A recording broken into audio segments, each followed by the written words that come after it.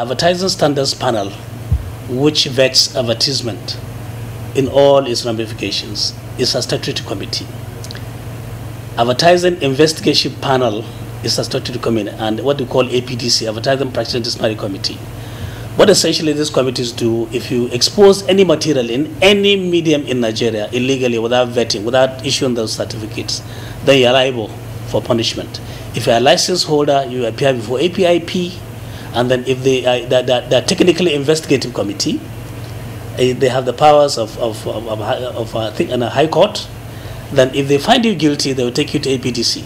The APDC will now charge you, and then if they find you culpable, they now can fine you, or they can probably go toward the law. They can both fine you and probably you do jail time. And the only way we can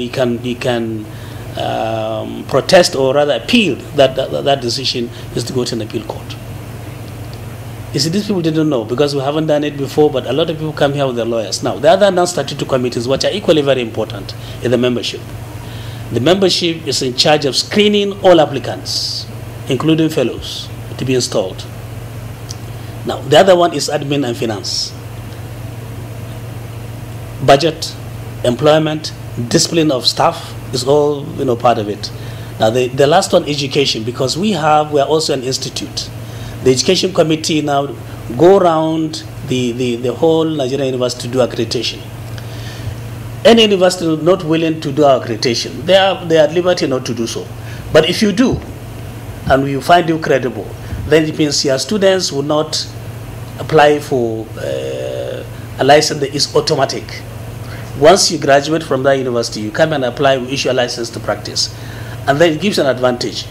When you want to go for an interview in any advertising agency or any establishment offering advertising position, you have the advantage over somebody who has not read. Because if they employ anybody without that qualification, they are also liable to be prosecuted. There is an illegality. So you can see clearly APCON operates, and each committee, the statutory committees, are clearly designed, and the membership is clearly stated in the law. I can't tamper with it. But the non-statutory committees are where we can play. We can now bring other stakeholders who are not fully represented in the statutory committees. So that basically the way it works. So which means the directors here serve as secretaries to these various committees. And I serve the council in implementation.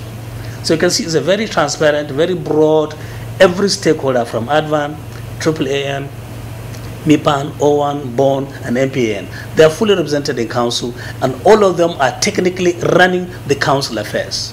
Whatever they decide, provided they don't go outside the law, I must implement.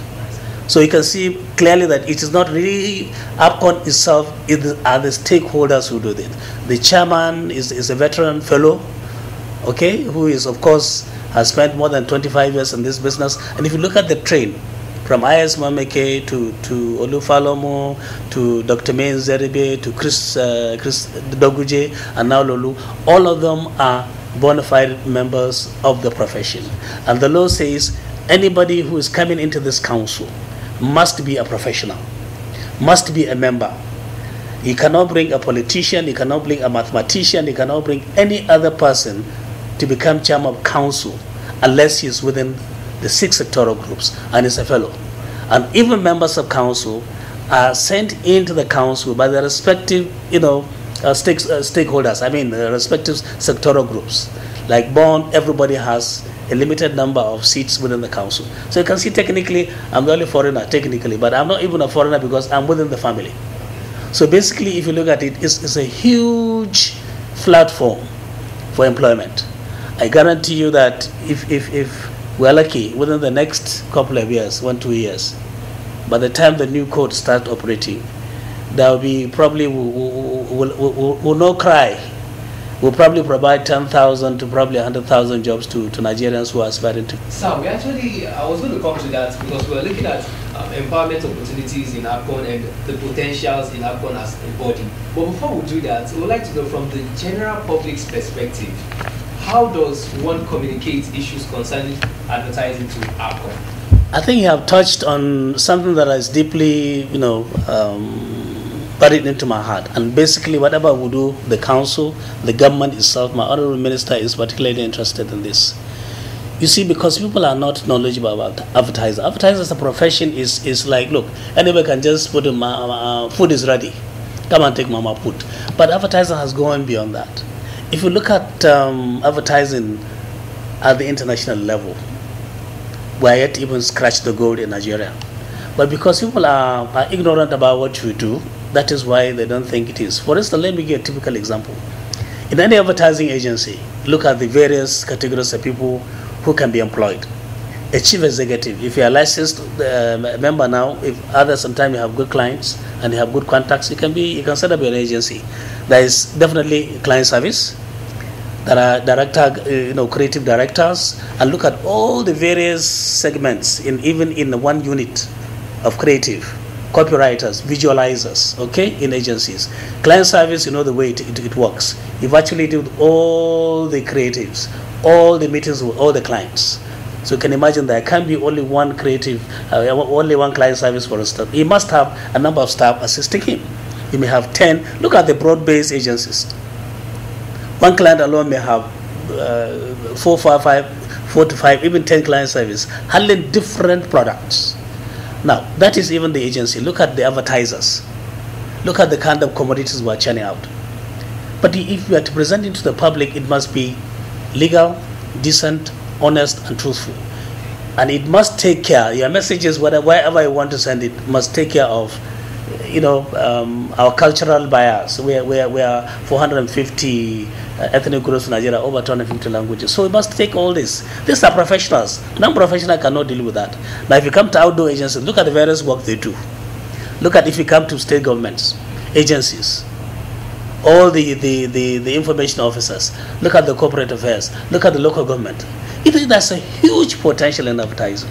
But because people don't know, and probably because APCON is just 24 years, we're not like the MBA, we're not like chartered accountants who have been there for 100 of years. We're evolving, we're growing. So empowerment, for us, it is real. It can happen. But the economy must grow. If you see our own probably contribution to the economy, nobody sells anything without advertising. Nobody.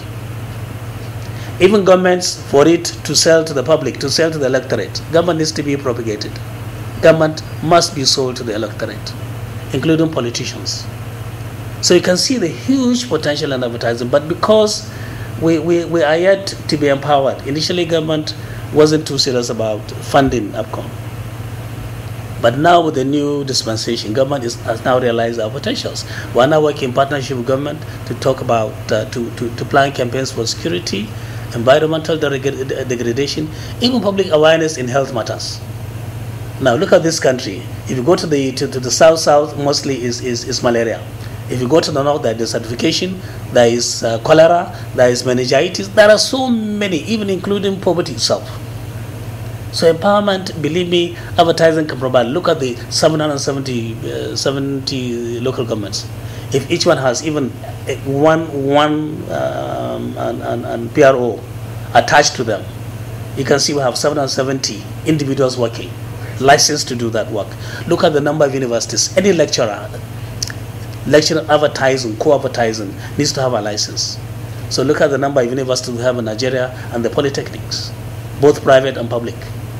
So these are issues, and believe me, there's a huge potentials. If, for instance, government, federal government of Nigeria and the state governments, wherever they spend the advertising money, and it is to a licensed person, which means there is a lot of things. And then, apparently, whether we like it or not, the issue of ABC, the issue of advertising research, we need to do it, because right now we are handicapped.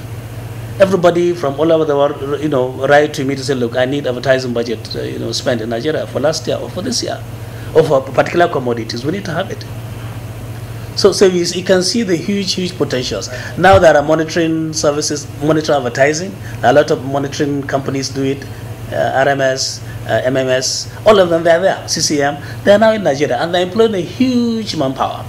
This is the much we can take on this episode, but we'll promise to bring back other interesting aspects of advertising, looking at collaborations and relationship between APCON, NIRA, and the likes in our next episode. I'll see you at the next one. God bless you.